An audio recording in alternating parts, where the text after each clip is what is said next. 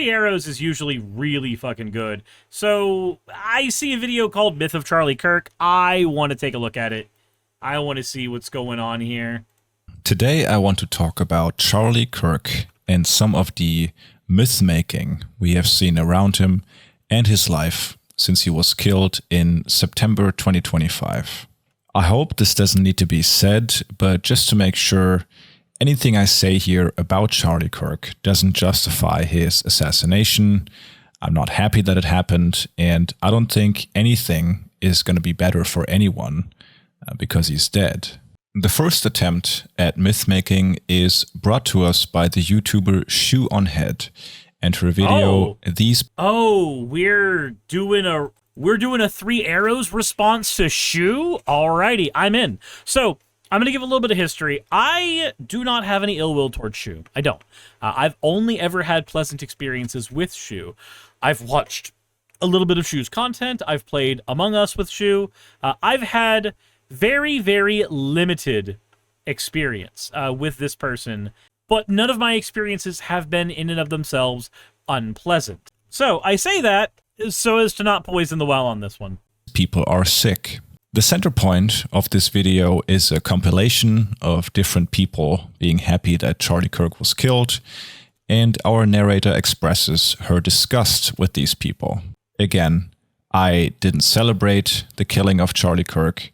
I try not to become too cynical and detached about things that shouldn't be regular occurrences, like assassinations or school shootings. That's just a personal choice of mine. But I also don't share the utter disgust that Shoutout expresses about the people shown in this compilation. It seems fairly inconsequential to me, honestly. But it is interesting how this video lays bare a view of politics and morality that seems pretty twisted to me.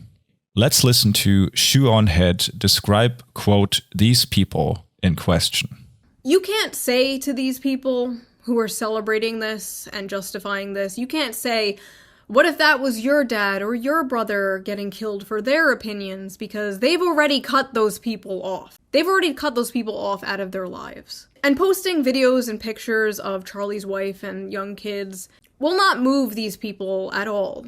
Because they hate their lives. They hate their families. They are atomized bug people. They are the unfortunate product. Oh, wait, hold on. No, Shu, you aren't falling into the fucking, like, JQ shit. Have you guys seen the bug people conversation that happened? Like, that's almost always a thing that happens on JQ forums. Shu, come on, you're better than that. You are better than that. At least I hope you are.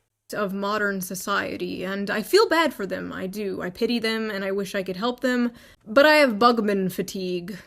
In a different section of the video, Shoutout points out that these people aren't just random people being happy about Charlie Kirk being killed, but that these are teachers, professors, HR employees, pediatricians, etc. And she puts up a news story supporting what she is saying. A news story written by Raw Egg Nationalist, who is not a journalist I'm familiar with, I think. Now, of course, it would be easy to clown on this video, given that this is the only cited news article and it's from InfoWars. But I actually want to engage on her point here. The point being that the behavior of these people is harmful, worth talking about and condemning, because these people inhibit roles in society that are influential even in just small ways, like a teacher would be. Now let's take a look at the characterization of Charlie Kirk we are given. But I think what happened to Charlie is hitting differently because, like I said on Twitter, he was just a fucking guy. He was a fucking podcaster. Okay, but no, he wasn't just a fucking guy. He was the leader of Turning Point USA. Like, the amount of... So, God, I'm gonna have to preface everything with I don't dislike Shu, because I don't. But the amount of delusion required to have the opinion that he is just a fucking guy is to say Hitler's just a fucking guy, or Goebbels was just a fucking guy, or, like, any person who was influential in the middle of any political regime at all was just a fucking guy. Like, just a podcaster is your uncle talking about ghost peppers on a Friday and trying to figure out how to do an RSS feed. Charlie Kirk was more than just a podcaster. I'm not justifying his death. I don't think he should have died. I don't think that the world is better because we are, doing more violence and that makes the world a better place. I think that he himself is a person that I am happy no longer can speak his vile opinion. I would have rather there'd been non-violent ways that happened, like him changing his mind. That would have been a much better way. But to diminish who he is down to he's just a podcaster, that's disingenuous. That's disingenuous to the role that Turning Point USA has had in moving the United States further and moving the needle further towards Christian nationalism. He was a guy who talked about politics. He was a guy who had conservative beliefs. Not everyone knows a billionaire CEO or a powerful politician, but they do know somebody with conservative beliefs. Yeah, but you know who did know billionaire CEOs and conservative politicians? Charlie Kirk. That's quite the contrast, in which someone uploading a TikTok, being happy about Charlie Kirk getting killed, becomes a bug person with influence on society, while Charlie Kirk, one of the most influential political actors of the last decade, gets reduced to someone holding conservative beliefs and talking about politics. There are very few individual people in American media who had as much clout as Charlie Kirk did when it came to influencing people directly, agenda setting within the right wing, and getting Republicans elected throughout the country. He has over 1 billion lifetime views on YouTube and led an organization in Turning Point USA with an annual revenue of over $80 million. Turning Point also has a PAC. They endorse candidates and spend money in races. He was unquestionably hugely influential on the body politic of the United States. Yeah, he's not just a random guy. That's not what he is. It's not what he was. What? And the Republican Party in particular. Now, without a doubt, some of my viewers will see the glaring contradiction in how a person who uploaded a TikTok is judged compared to Charlie Kirk and come away thinking that Shoeonhead's video must be in bad faith. In no way could you point to a teacher as an influential position in society while labeling Charlie Kirk as just a random dude. But I really don't think that's true. It's clear that Shoeonhead is struggling emotionally in this video and has a hard time making sense of why what she calls bug people would behave this way, and that it has a negative effect on. Maybe it's because you're calling them bug people. Maybe calling them that predisposes you to a particular way of thinking about those people.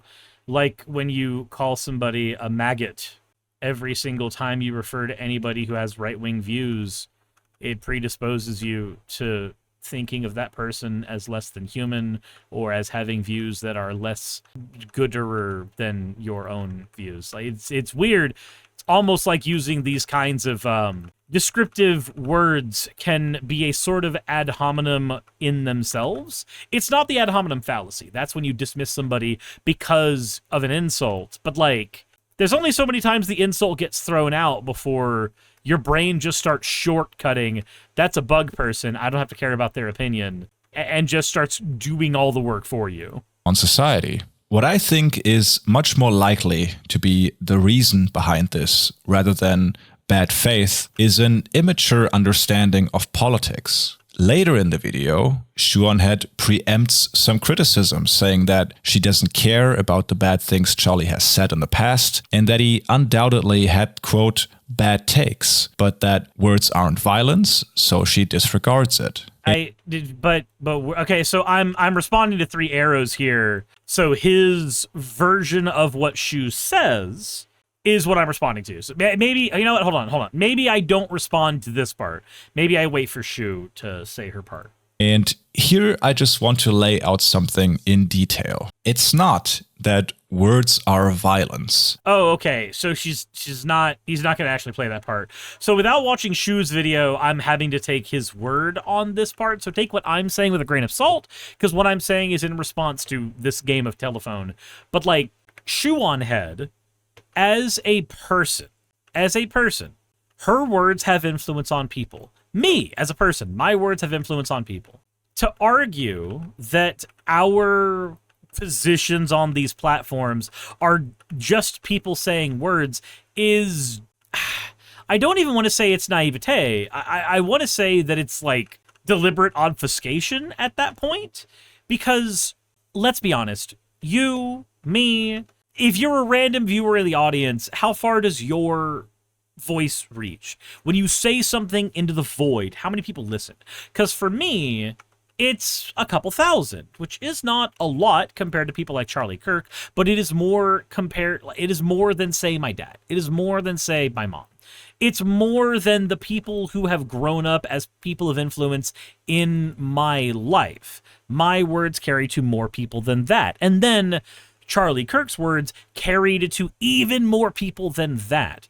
You can do the whole, like, words aren't violence thing, and I can agree with the sentiment that you're going for, but at some point you have to contend with the fact that words can lead to action, and even if the words themselves are not violence, there is an ability for actions to be taken as a direct result of those words, and it's completely unrealistic to pretend that that's not the case. But rather that if you have a political belief, you will most likely act on this political belief. And if you not only hold a belief, but spread it to millions of people and convince them to think like you, that effect becomes even larger. Same point I was making. Those people then tend to vote for other people who hold these beliefs as well, and when successful, enact laws that make everyone else act in accordance with those beliefs.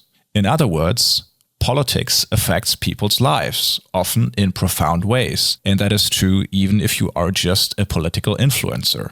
It's very easy to just label Charlie Kirk a dude who talked about politics if you don't want to figure in the actual material effect on people's lives of the politics he did everything to spread throughout the world. At the heart of this is a very human inability. Like, it's a very weird thing to, on the one hand, like, pick up a history book and hear about Goebbels and hear about, like, how chief propagandists within the Nazi Party dictated its policies on an individual level because of their influence. It's really weird to go from, like, hearing about that and learning about that to, oh, but this person who runs a political PAC was just some guy. Like, yeah, by that same logic, Goebbels was just some guy. Because he was, right? He was just some guy.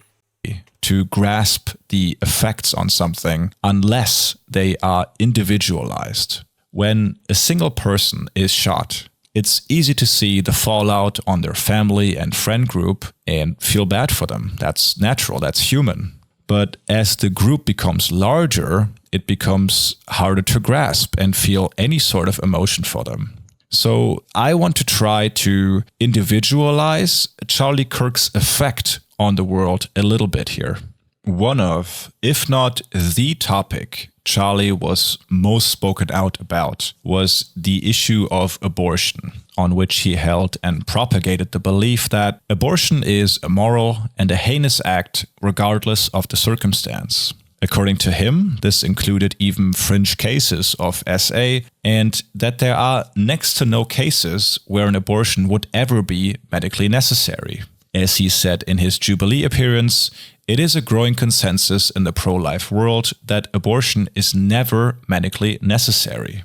Yeah, and I don't care if it's a growing consensus in the pro-life world. I don't have to give a shit about the pro-life world.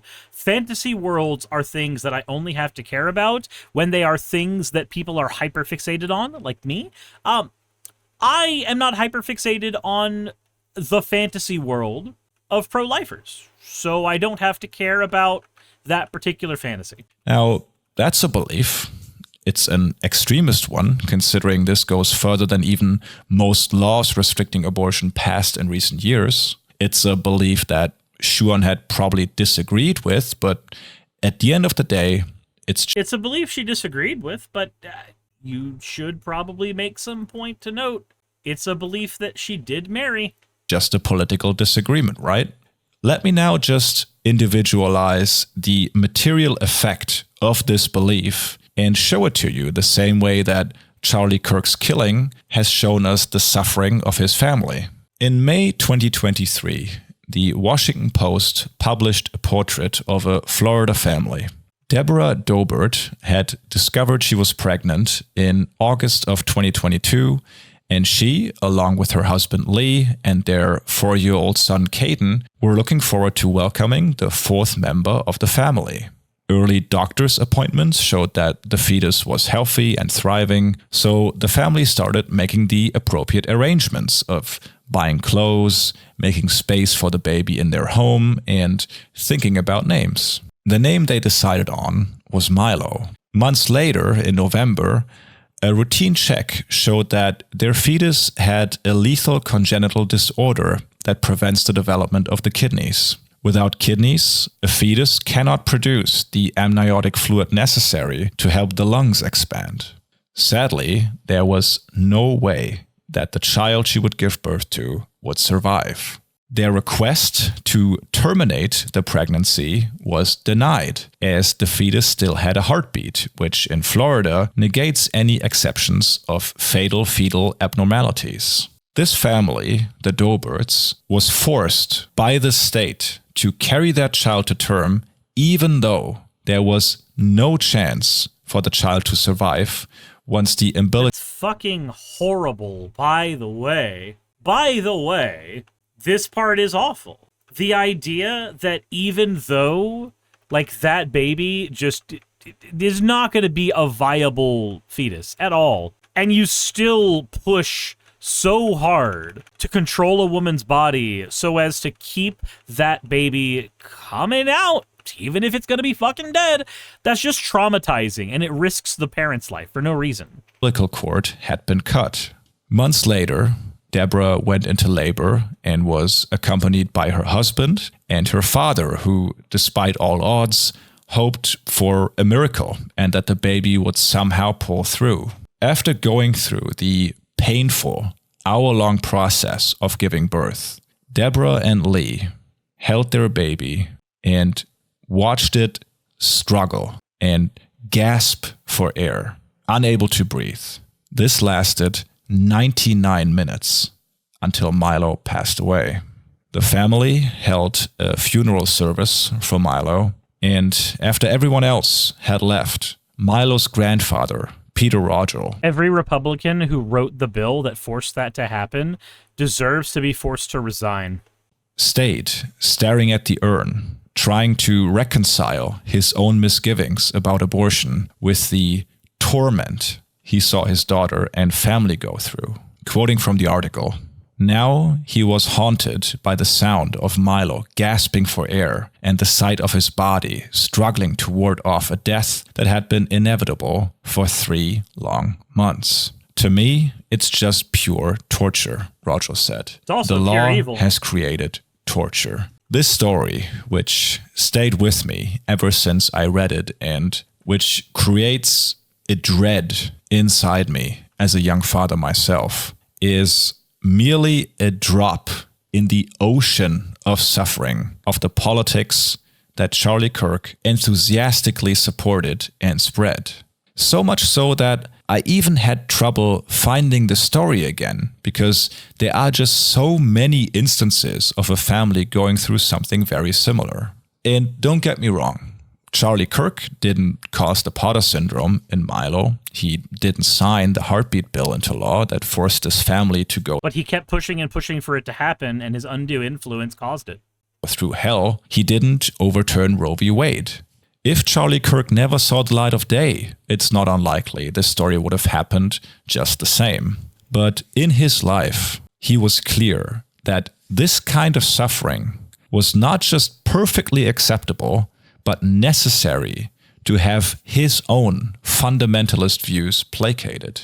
Charlie Kirk wanted to see and did everything in his power to see come to fruition a total ban on abortion, except for when delivering the baby would end the life of its mother. And even that exception is a total joke, because in a medical emergency, it's rarely 100% clear cut like that. But what is clear to the doctor in question is that if there is a shred of doubt that delivering the baby would 100% kill its mother, his life will be ruined and he might get thrown in jail. Now, I assume Shoeonhead and others will be puzzled by me even bringing up Milo's story, considering that there is no obvious connection here. And here is a point I really want to drive home. Politicians pass laws that affect the lives of people. And those Republican politicians that passed Florida's heartbeat bill in 2022 are to blame for the suffering that this family had to endure. But that is not the end of the story. This law didn't get drawn out of the hat at a random chance. Politicians, Republican politicians in this case, pass laws on issues pressing among their voter base, made to be pressing by powerful actors within their base. And on the issue of abortion specifically, Charlie Kirk did everything in his capacity as a media figure to push Republicans further to the right and create a sense of urgency among them. So no, he was not just like your conservative boomer uncle, as Shoeonhead says. In his Jubilee appearance, Charlie Kirk stated that if his own 10-year-old daughter were to be S8, he would force her to deliver the baby. He was an extremist, and he spread his extremist beliefs as far and wide he could, in the stated aim of getting laws like the Florida heartbeat bill passed. Sadly, he did so with great success. As I said, the story of Milo is just one of many examples. I could just as well have picked the story of Samantha Casiano from Texas, whose fetus was diagnosed with a condition preventing the skull and brain from fully forming. Due to Texas' heartbeat bill, she also had to carry her baby to term, despite there being no chance of survival. After giving birth, Samantha had to watch her daughter Halo struggle, suffocate, literally change color right in front of her for 4 hours before Halo passed away. There are, of course, also at this point probably thousands of cases where women were allowed to terminate their pregnancies due to the non-viability of the fetus, but only after developing sepsis, hemorrhaging large amounts of blood, and becoming infertile because hospitals are scared of terminating a pregnancy too early. Now, I don't want to suggest Shoeonhead is okay with any of this, but Charlie Kirk was. He was perfectly fine with this as long as he got his way. On the issue... Could you say, can we get in chat just a quick saying that I think is accurate? Charlie Kirk was no angel. Of gun violence, he now famously said that he was okay with it if that was the price the country had to pay for the Second Amendment. So I have no reason to believe that it would be any different here. And just as the story of Milo was just a random example out of many, the same goes for the issue of abortion itself. You can take your pick. Abortion, gun violence, taxation, LGBT issues, the ongoing extermination in Gaza. On pretty much every issue, Charlie Kirk worked tirelessly to make the world a worse place for anyone who was not a white male millionaire. That is his legacy and how I will remember him. Some people might say, as a response to me saying this, that we can do both. We can factor into our worldview the suffering that Charlie Kirk's death has caused the people in his life and the suffering he helped inflict on others. Sure, in theory that's possible, but we don't. There is not going to be a Shoeonhead video titled "These People Are Sick," where these people are anti-abortion zealots like Charlie Kirk and the suffering they create in society. There's only so much time in the day, and I'd much rather have my worldview informed by the tens of thousands of stories like The Short Life of Milo, than one influencer being killed. The rest of Shuanhead's video largely consists of her complaining that some people consider her right-wing or worse, when she personally considers herself of the left. I can't speak for the people leveling those accusations, but it's also not that hard to see where they are coming from. If so much of your output, like this very video, revolves around feeding off of right-wing cultural grievances, it might not be enough to throw in a line about how you support higher taxation in between. Okay, so much for the YouTube section of this video. Our next response to Charlie Kirk's assassination comes from Ezra Klein in the New York Times in his piece, Charlie Kirk was practicing politics the right way. He writes, on social media, I've seen mostly decent reactions to Kirk's murder. There is grief and shock from both the left and the right. But I've seen two forms of reaction that are misguided, however comprehensible the rage or horror that provoked them. One is a move on the left to wrap Kirk's death around his views. After all, he defended the Second Amendment, even admitting it meant accepting innocent deaths. Another is on the right to turn his murder into a justification for an all-out war, a Reichstag fire of our time. Here we see a similar reading to the one I criticized earlier in the video about the left wrapping Kirk's death around his views. Again, it's not merely his views that made Charlie Kirk's political... Yeah, it's not his views, it's the actual, like, material effect he had on the world. Like, that's the cool thing about being a leftist, is that most of us tend to be very, very materialistic. And not in the, I need lots of money because money gives me the ability to buy things, mwahahaha. No, like, in the, literally, the thing we care about is what effect you have on the material world. I don't care what's in your heart of hearts. Your heart of hearts can be whatever the hell you want. I care about the effect you have on things. Influence a net negative on American society. In a vacuum, Charlie's views on abortion are just as important to me as a disagreement about which Metal Gear game is the best.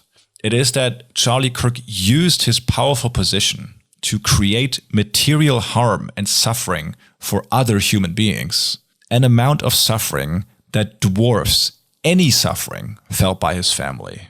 So that is the suffering that we should direct our attention to.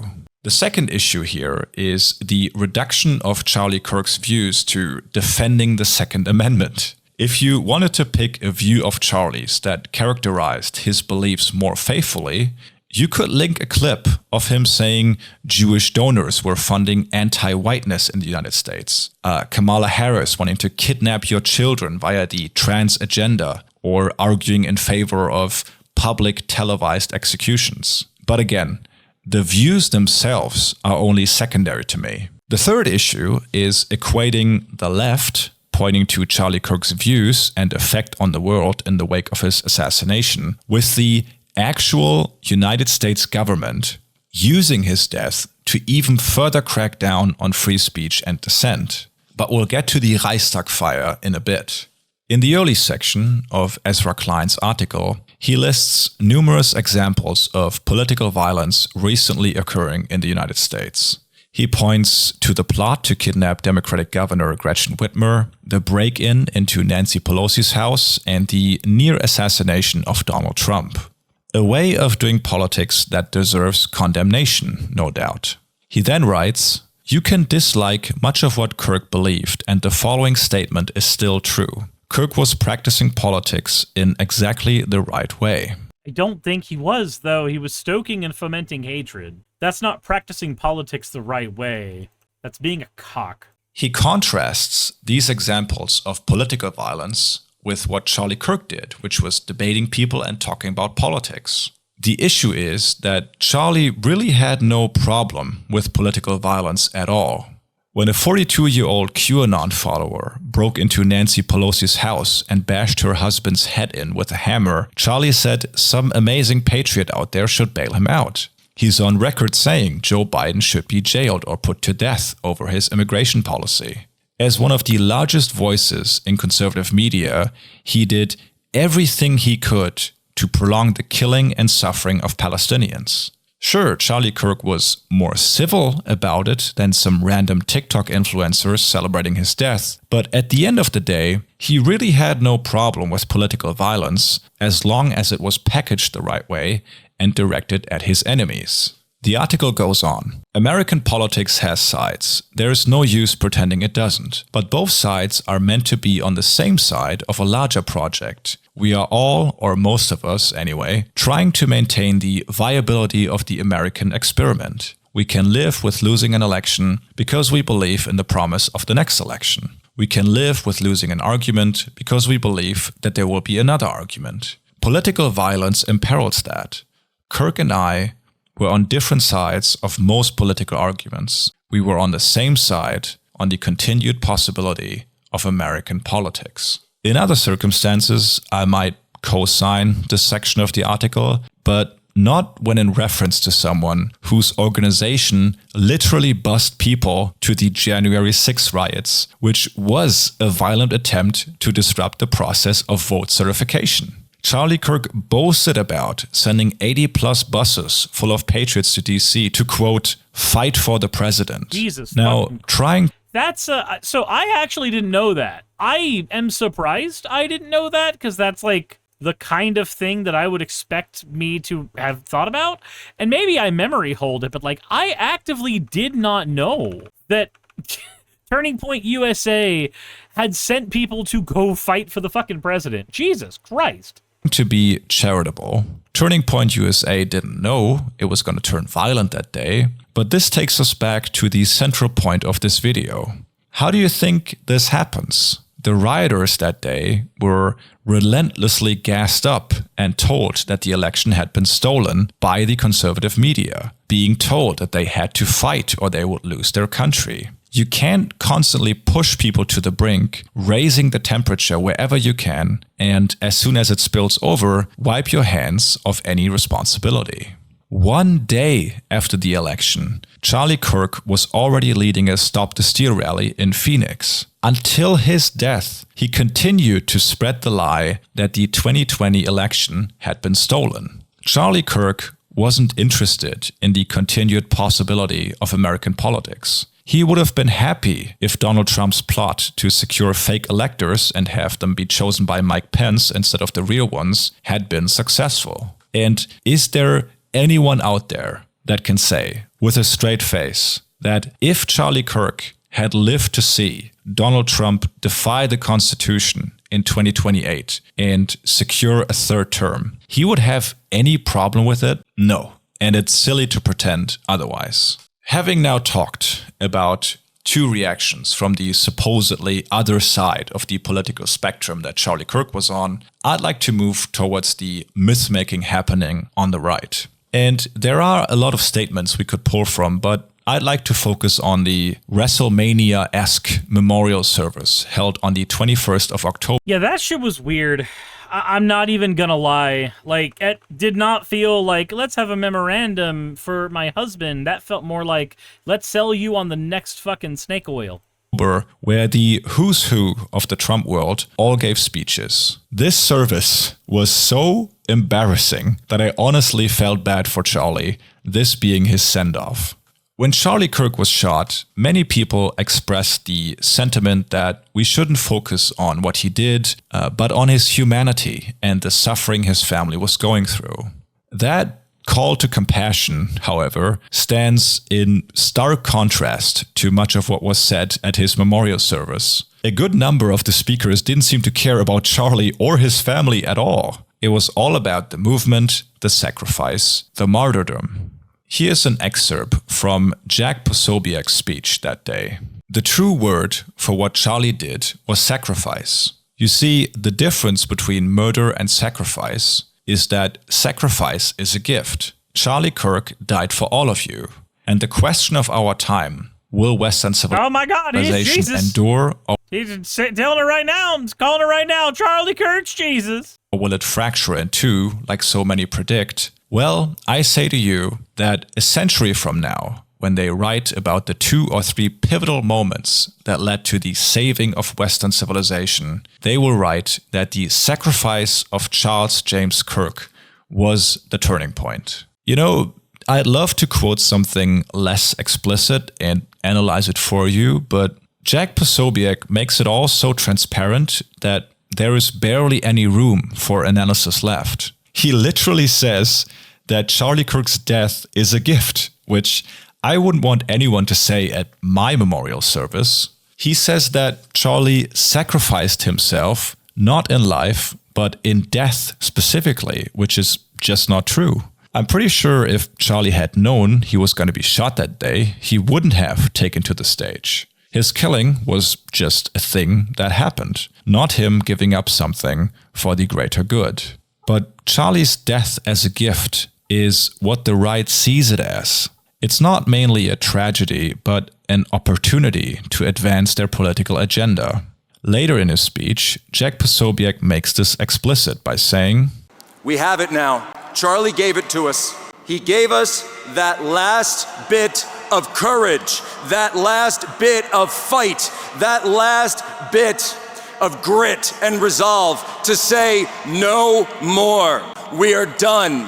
We are done with all of it, and we will now stand and fight, because if you took Charlie Kirk off that line, then every single one of us will rise up and we will replace that line, and we will be there and we will remind them what they did for Charlie, what they did to Charlie, and we will never, ever let them forget the name Charlie Kirk."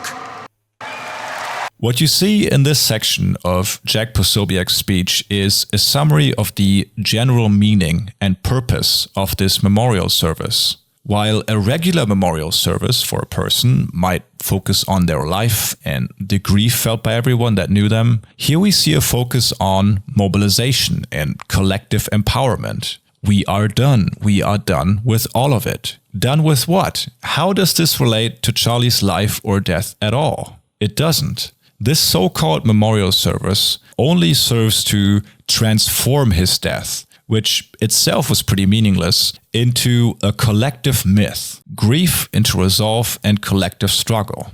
That's why it looks like a Trump rally, not a memorial service. Grieving Charlie is not something personal, but a political duty. His personal life is secondary to his death being proof of the hostility of the movement's enemies. What they did to Charlie, you took Charlie. Who is he talking about here? Their political enemies. The grief and anger about Charlie Kirk's sudden death is used to bind a people to a cause and justify their own hostility. One historical example of the right using the death of Charlie Kirk in this way was made by Ezra Klein and others in the Reichstag fire of 1933. But to me, that comparison doesn't really align with what we are currently seeing. The Reichstag fire instilled a fear of chaos and disorder on the German public to a degree that they were willing to give up personal freedoms in exchange for perceived security. Charlie Kirk's death doesn't have that effect. Despite the gist of Ezra Klein's article and YouTuber Shuonhead explicitly saying, "We are all Charlie Kirk," the average person won't feel significantly more in danger because of what happened to him. The more apt comparison would be the killing of Horst Wessel. Oh my god, he did it. Hey guys, it's that thing that me and Yara did a video on. Do you remember that? Do you remember when me and Yara did a video on Horst Wessel? I remember when we did this entire fucking breakdown. A member of the Nazi Goon Squad Sturmabteilung, who was shot by two members of the Communist Party in 1930. As today, back then it was in no way clear that Horst Wessel had been the victim of a political assassination. The two men that killed him visited his apartment on behalf of his landlord to collect money. But that didn't really matter to his friend and mentor, Joseph Goebbels, who exploited his killing to political ends as much as he could. Horst Wessel became such a symbol for the Nazi movement that the Horst Wessel song, written by him, became the party's anthem and had to be sung before the national anthem. My grandma, who is in her 90s and had to sing this song every day at school, still knows the lyrics from memory. Here is historian Daniel Siemens talking about the speeches given at Horst Wessel's funeral service in his book The Making of a Nazi Hero, The Murder and Myth of Horst Wessel. I'll let you be the judge if this sounds familiar in any way. Wessel's death, Hitler proclaimed, showed the National Socialist truth that the sacrifice of one stands as a symbol for the sacrifice of hundreds of thousands in the movement. By making the supreme sacrifice, Horst Wessel set a monument to himself that was more long-lasting than stone or bronze. In centuries to come, when perhaps not a stone will be left standing in this giant city, the German liberation movement of the National Socialists and the memory of its bard will remain unforgotten in the minds of the people. The German right actually had a whole pantheon of martyrs called the Blutzeugen, or blood witnesses, people who supposedly sacrificed themselves for the cause and in such indebted the living to continue the fight. Now, of course, whenever I talk about these sorts of comparisons, I anticipate the eventual comment of, oh, here goes Dan again, needlessly invoking the Third Reich. But when we are talking about an event during which Tucker Carlson took the stage, reminding the audience that Jews killed Jesus Christ and low-key implying they killed Charlie Kirk, I think it's not that much of a stretch from my side. Oh, small correction here. Tucker Carlson didn't actually say Jews. He said, quote, guys eating hummus, which isn't even subtle enough to be a dog whistle, really. The speech that invites comparisons to the German right of the interwar period the most was given by Stephen Miller, who started out his eulogy with a Facebook quote. I am reminded of a famous expression. The storm whispers to the warrior that you cannot withstand my strength, and the warrior whispers back, I am the storm. Our enemies cannot comprehend our strength, our determination, our resolve, our passion, our lineage, and our legacy hails back to Athens, to Rome, to Philadelphia, to Monticello. Our ancestors built the cities, they produced the art and architecture, they built the industry. We stand for what is good, what is virtuous, what is noble, and for those trying to incite violence against us, those trying to foment hatred against us, what do you have? You have nothing. You are nothing. You are witnesses, you are jealousy, you are envy, you are hatred, you are nothing. What a great speech. It really makes me remember Charlie Kirk, his life and legacy. I wouldn't be the first to point out that Miller's speech shares rhetorical similarities with a speech by Joseph Goebbels called Der Sturm bricht los. Apart from both using the storm as a metaphor, both emphasize the idea of building. Our lineage and our legacy hails back to Athens, to Rome, to Philadelphia, to Monticello. Our ancestors built the cities, they produced the art and architecture, they built the industry. We are the ones who build, we are the ones who create. Those are the words that Stephen Miller used. Here is a similar image from Goebbels. Adolf Hitler is knocking at the gates of power, and in his fist are joined the fists of millions of workers and farmers. The time of shame and disgrace is nearly over. You are the witnesses, the builders, the will-bearers of our idea and our worldview. Both speeches mention revenge or talk about what the movement's enemies are sure to expect. Here is Miller again. The day that Charlie died, the angels wept, but those tears had been turned into fire in our... This is so cringy. Yeah, no, I agree. I agree. That's 12 layers of fucking just edgy edgelord, all so that you can be some self-important twat. Like, I remember my friend Nick telling me his views on like Screamo and stuff like that, and like just like how when that music is done for fun, it's really cool, but when like when the lyrics for the music are all various shades of self-importance, how it just gets so goddamn cringy, it actively hurts. Like it is hard to listen to at that point.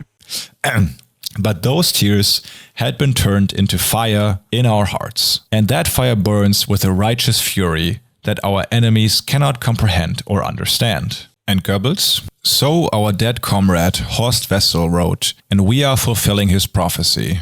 The others may lie, slander, and pour their scorn on us. Their political days are numbered. And lastly, both speeches talk about the movement awakening and being spurred into action. From Miller's speech, the light will defeat the dark. We will prevail over the forces of wickedness and evil. They cannot imagine what they have awakened. They cannot conceive of the army that they have arisen in all of us, because we stand for what is good, what is virtuous, what is noble. and his German Sarah says, Der Sturm, Q-speak. The storm is coming, everyone. Time to let all the Groypers know it's time. counterpart, well, we the people have awakened. We have risen against oppression. 15 million people have joined in an army of revenge. Apart from drawing into sharp focus how terrible of a speechwriter Miller is compared to Goebbels, it shows a similar view of politics and the movements both consider themselves part of. If you ask me if Stephen Miller straight up plagiarized a Joseph Goebbels speech, I would probably say no. It's much more likely that if you view the world through a similar lens, you end up with a similar style of thinking and speaking. And even if it was provable that Miller really got his imagery from Der Sturm bricht los, it's not like anyone would care at this point. There might be one person out there that liked what Miller was selling until they found out he's a plagiarist. But if you don't think Stephen Miller is a total lunatic by now, there's nothing I can say to convince you otherwise. Getting to the final point of this video. What I like about contrasting the right's use of Charlie Kirk's death when paired with, let's say, Ezra Klein, is how much it shows how liberals, and more broadly the opposition to the Republican Party, can't help to handicap itself. Why assist in this myth-making? Why pretend Charlie Kirk was someone who he wasn't? It's not distasteful or mean or cold-blooded to speak about someone who passed in a way that doesn't totally whitewash their impact on the world. It's actually doing a disservice to the living because you are reshaping their understanding of not just the person, but their political impact and the impact of their politics. It robs us of the opportunity to address the very real harm that they have helped to perpetuate. While families like the Doberts, Cassianos, and thousands of others have to continue to live with their pain, Charlie Kirk, who is dead now and won't hear any of this, gets sanitized as someone who, quote, had some bad takes. It's cruel. It's crueler than any person dancing on TikTok. It's crueler than to bring up his views and their impact on the world after he was killed. The dead don't need protection. The living do. And if the suffering that Charlie Kirk's politics inflicted on the world comes secondary to your own discomfort, please just do everyone else a favor and just say nothing. Okay. Honestly, he doesn't fucking miss. I love Dan. I think that his channel is fucking awesome. If you've never seen Three Arrows content before, just, you just watch somebody basically listen to an entire video of it while giving very sparse commentary throughout. Honestly, the TLDR from most of the video, which is not supposed to be put at the end of a video, but the TLDR here is effectively, Charlie Kirk was no angel. And people, by and large, bend over backwards to try to argue that his legacy should be one that should invigorate the right. But you've got to ask the question, because it bears asking, invigorate the right to do what? Invigorate the right to engage how? Because unless they're willing to articulate what they're trying to invigorate the right to do, what they're not going to tolerate anymore, herder, and how they're going to respond to that particular grievance, then you should be incredibly skeptical of what they're selling you. Because people, by and large, generally speaking, who are trying to motivate you to do something, have a plan in mind for how you should execute that thing. And when somebody's not willing to tell you that, they either have no idea why they're riling you up, or they are trying to deliberately obfuscate why they are trying to rile you up. And in both situations, you need to get the fuck out of there, because that is a dangerous person. Hey, you made it to the end. I want to give an extra thanks to the patrons who allow me to do this full time.